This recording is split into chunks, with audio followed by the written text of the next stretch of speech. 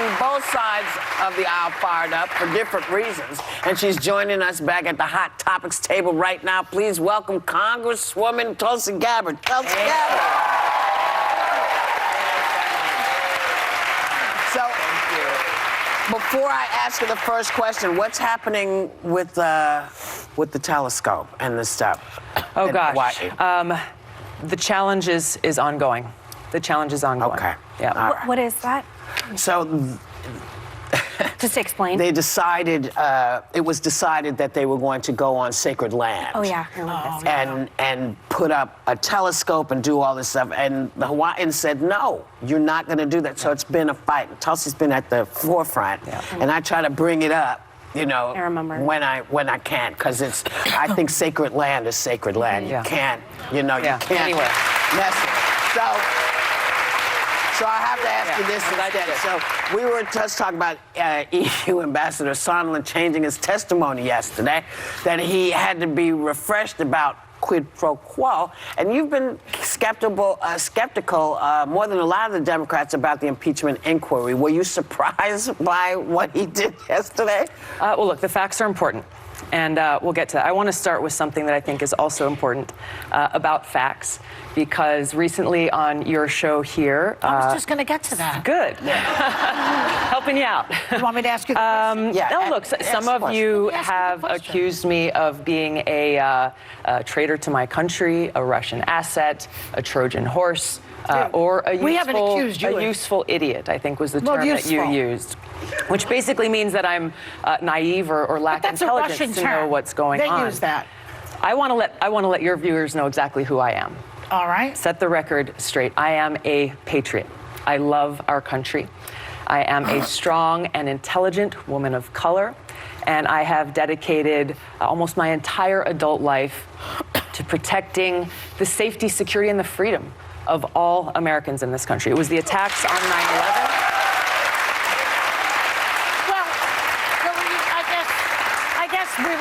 We're getting a little bit far ahead of ourselves, but Franklin Graham finds you refreshing. He doesn't find me refreshing. Richard Spencer, the white nationalist leader, says he could vote for you. Joy, this is why... I mean, you're on Tucker Carlson at least 10 times. Why don't you go on Chris Wallace's show? This is why I'm here, because you and other people continue to spread these innuendos that have nothing to do with who I am. Well, Hillary Clinton started it, and then you shot back at her, boy. You called her the queen of warmongers. You doubled down, unfortunately, you doubled down on the baseless accusations that she made that strikes at the core of who I am. I'm a soldier. Because of the attacks on 9/11, I enlisted in the military to go after and defeat and destroy the evil that visited us on that day. I've served now for over 16 years, deployed twice to the Middle East during the height of the war, where every single day I saw firsthand the terribly high human cost. That's why I ran for Congress. We actually have the clip of Hillary Clinton, just to put this in context of what we're talking about. Let's take a look at that. I'm not making any predictions, but I think they've got their eye on somebody who's currently in the Democratic primary and are grooming her to be the third-party candidate. She's the favorite of the Russians. They have a bunch of, sites and bots and other ways of supporting her so far. And that's assuming Jill Stein will give it up, which she might not, because she's also a Russian asset. So really? I mean, this is outrageous. This is outrageous and offensive on so many levels. I've served as a member of Congress now for almost 7 years, receiving high-level national security and intelligence briefings, serving on the Foreign Affairs Committee, the Armed Services Committee, the Homeland Security Committee, working to ensure the safety and security of the people of this country.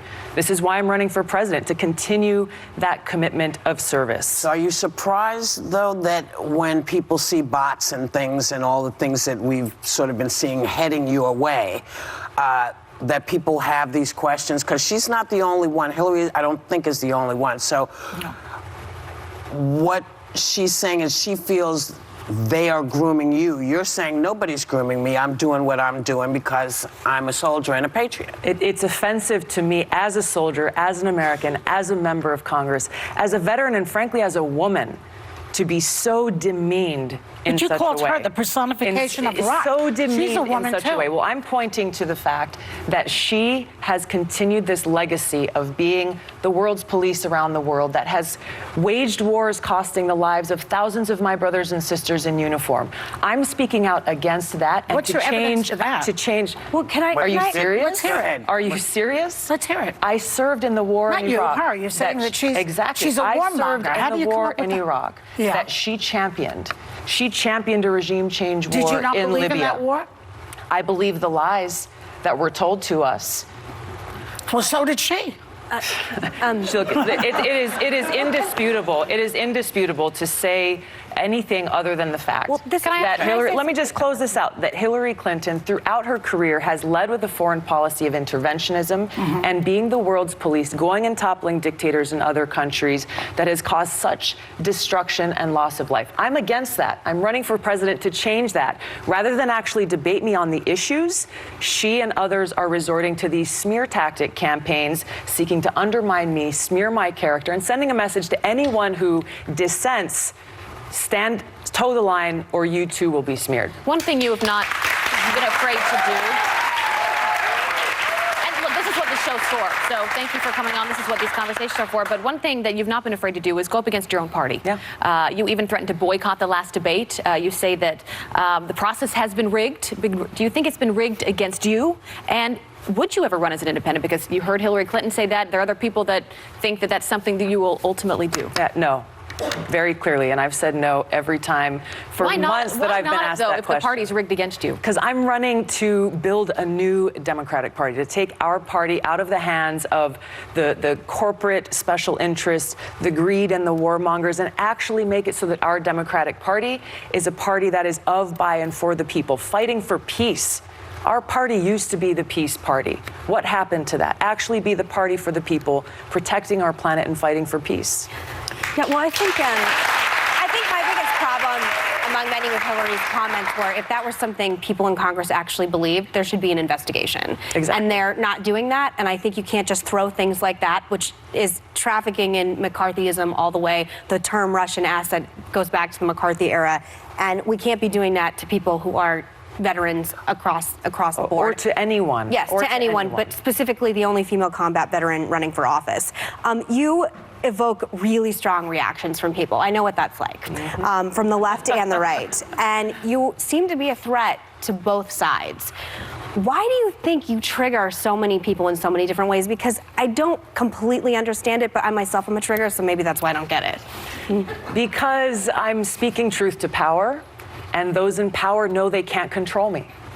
So they view me and the truth that I'm speaking as a threat to that power base. Whether you're talking about the military-industrial complex or the political elite who are in power in both political parties in Washington, those who would rather do all they can to maintain their own selfish special interests, to include self-serving politicians, rather than actually being a champion for, being a voice for, and speaking up for the people in this country who are struggling and who are facing many great challenges and who I'm seeking to serve. All right.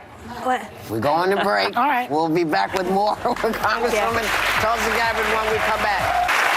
So we are back with Congresswoman Tulsi Gabbard. So, you know, I just want to straighten a couple of things out.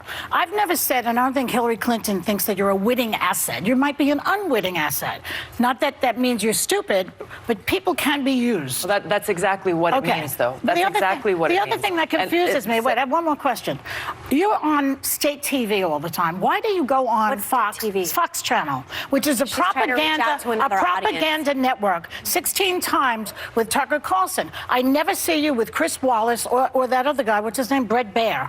Well, why aren't you on with them? They're definitely middle of the road. Why do you go on with Tucker, who's a liar and a propagandist? So let me start with how offensive it is to say that I am a witting or unwitting asset of a foreign country, working against the interests of our people and our country, the country that I am willing to lay my life down for. So if you're saying it's not deliberately, then you are implying that I am too stupid and too naive and lack the intelligence to know what I am doing. That is extremely offensive to me and to every woman of color. Put the quote back up? Because I think everyone is sort of missed something. What are we missing? Well, I think what you're missing is that asset had nothing to do with Tulsi.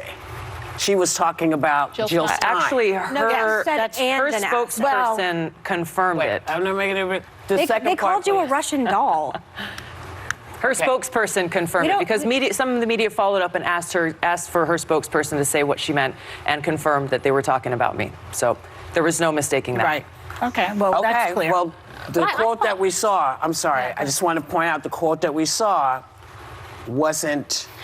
Well, they never named her. They never named her. She's talking, assuming Jill Stein will give it up, but she might not because she's also a Russian asset. This was after that quote was made. Right. Media across spectrums were reporting about what Hillary Clinton just said about Tulsi Gabbard. You raised a second issue about why I go on Fox News. Yeah.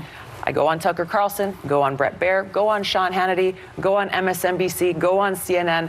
I am here to speak to every single American in this country about the unifying leadership that I want to bring as president. Not just speak to those who agree with me.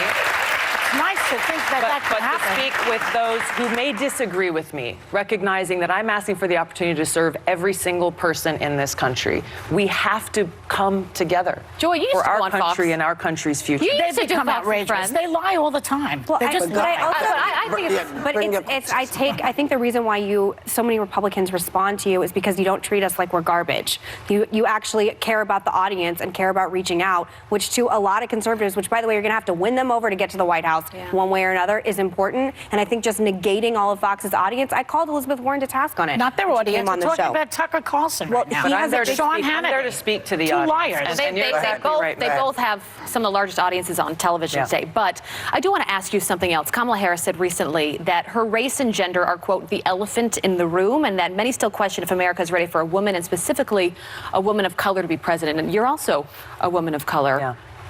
Yeah. Is that, you feel, been a problem for you? Do you agree with her? No, I think the American people are ready for a president that will put people ahead of politics, put people ahead of profits. Then why is she saying that, you think? You have to ask Kamala that. I can't speak to why she's saying that. But what I've seen in our travels across New Hampshire, we just came from New Hampshire yesterday, across the early states, we have some New Hampshire people here, is we are building a coalition of support that is very diverse. Yes, it crosses party lines. People who are looking out for the best interests of our country, which, by the way, makes me the best candidate to defeat Donald Trump so that we can then begin to do the very important work that begins the morning after to bring about the systemic change we need to see to take our government back from the rich and powerful who control it and make it so our government is truly of, by, and for the people. Day one, you wake up as president. Do you say, first 5 big companies are going to return money to the people who are here? Maybe mixing up some of Andrew Yang's plan of how to do that. Do you say you're going to be able to write stuff off again so you can take your family on vacation if you need to? Is that your day one? Yeah, I think day one starts with making it so that, for example, with healthcare, we do not have big insurance and big pharma at the table as we're writing legislation to make sure that our healthcare policies are actually serving people and not driving up their profits. But you're going to give us some money back? Yes. The money, look, this is a fact, though. The money has been going. You have all these tax loopholes and giveaways that we saw with the last tax bill that was passed by Trump and the Republicans that were, by and large, a huge, huge boon to those with the very most and leaving the rest of us behind, maybe with a few crumbs along the way. It's completely changing the paradigm of what our government is doing and who we're serving. Right. So day putting one, people first. You putting us back. Day one and every day that follows. You're also not going to take my gun. I appreciate that too. All right. I would. I'll take it. Well, maybe not all of them. Thanks to Congresswoman Tulsi Gabbard. We'll be right back.